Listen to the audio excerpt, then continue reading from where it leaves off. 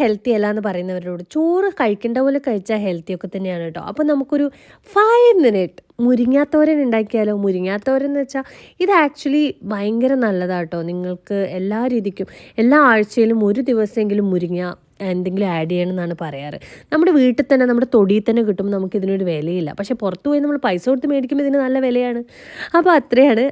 അപ്പോൾ നമ്മൾ എണ്ണ ചൂടാവുമ്പോൾ ഇത് ഉള്ളിയും പച്ചമുളകും നല്ലപോലെ വഴറ്റുക. എന്നിട്ട് അത് കുറച്ച് കഴിയുമ്പോൾ തന്നെ നമ്മൾ നമ്മുടെ മുരിങ്ങാച്ചപ്പ് ഇതിലേക്ക് ഇടുന്നതാണ്. അപ്പോൾ ഇന്നലത്തെ ബാക്കിയായിരുന്നത് മുരിങ്ങാച്ചപ്പ് ആയിട്ട് കുറച്ച് വെള്ളം തളിക്കുക, അത്രയേ ഉള്ളൂ. എന്നിട്ട് ഉപ്പിടുക.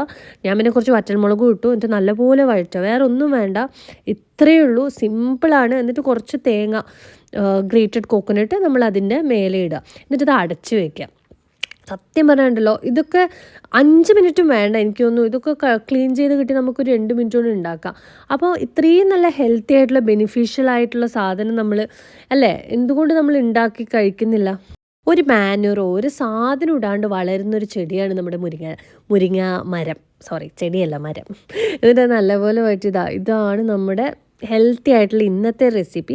അപ്പോൾ ഇതുപോലത്തെ ഞാൻ യമ്മി ആയിട്ടുള്ള ഈസി ആൻഡ് സിംപ്ലി ആയിട്ടുള്ള റെസിപ്പി ഞാൻ കുറേ ഷെയർ ചെയ്യും. അപ്പോൾ keep watching and keep following. പിന്നെ മുരിങ്ങ actually rich in potassium and vitamin C ആണ്. പിന്നെ ലൈക്ക് പ്രോട്ടീൻസ് ആവട്ടെ, മിനറൽസ്, കാൽഷ്യം, പിന്നെ അമിനോ ആസിഡ്സ്, ഇതൊക്കെ നിറഞ്ഞിട്ടുള്ളൊരു ഭയങ്കര ഹെൽത്തി ആയിട്ടുള്ള റെസിപ്പിയാണ്. നമ്മുടെ എല്ലാവരുടെയും മോസ്റ്റ്ലി വീട്ടിലുണ്ടാവും അല്ലേ. എന്നിട്ടും നമ്മളിത് ഉണ്ടാക്കി കഴിക്കാനുള്ള മടിയാണ്. കാരണം ഇത് ഓപ്പണാക്കാൻ കുറച്ച് മടിയാണ്.